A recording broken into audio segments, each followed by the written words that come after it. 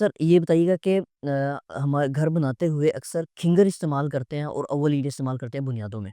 तो आप इसको कैसे क्या समझें, खिंगर ज़्यादा मज़बूत होती है या अव्वल इस्तेमाल करनी चाहिए? देखें, खिंगर मज़बूत नहीं होती, बहुत ज़्यादा मज़बूत होती है, लेकिन वो यूज़ नहीं करनी चाहिए।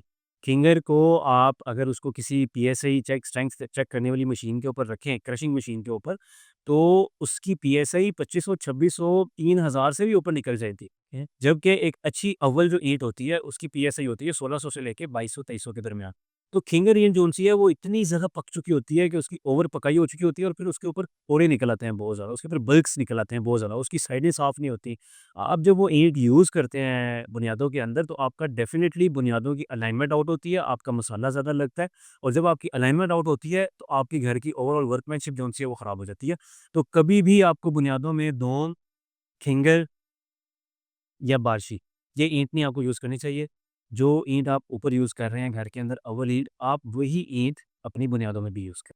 आप समझते हैं, हमने आपकी वीडियोज़ में भी ये चीज़ देखी है कि इसकी वजह से, खिंगर यूज़ करने की वजह से घर में दरारें आ सकती हैं या और कोई इश्यूज़ आ सकते हैं? देखिए, अगर आपने खिंगर यूज़ किया तो फिर definitely you should go for the plinth beam, ताकि आपकी ये सेटलमेंट्स जो-सी हैं ना हो।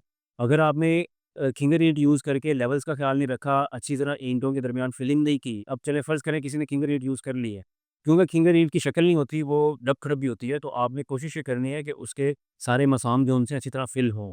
यानी जब रद्दे के ऊपर रद्दा चल रहा है, तो बीच में कोई भी खाली जगह ना बचे। आपने उसको अच्छी तरह अगर फिल किया, ऑन टॉप ऑफ इट आपने उसके ऊपर आके प्लिंथ बीम अगर डाल दी है, तो फिर ये इस तरह की क्रैक्स जो उनसे आपके घर में नहीं आएँगे। लेकिन अगर आपने खिंगर ईंट यूज़ की और ऊपर आके डीपीसी डाला और आपने ये ख़्याल नहीं रखा कि नीचे हमारे मसाम काफ़ी ज़्यादा खुले रह गए हैं, तो देखें सेटलमेंट तो फिर होनी है। और ये अक्सर हमने देखा है कि हम केस स्टडी भी किए हैं काफ़ी प्रोजेक्ट, वहाँ पे काफ़ी जगहों पे हेयरलाइन क्रैक्स जो उनसे हैं वो आ जाते हैं ऐसी-ऐसी जगह पे जहाँ पे समझ से बाहर नहीं आने चाहिए। तो डेफ़िनिटली वो ये होता है कि या तो जब बुनियादें खोदी जाती हैं, नीचे जो मिट्टी होती है उसकी बेयरिंग कैपेसिटी नहीं चेक की जाती।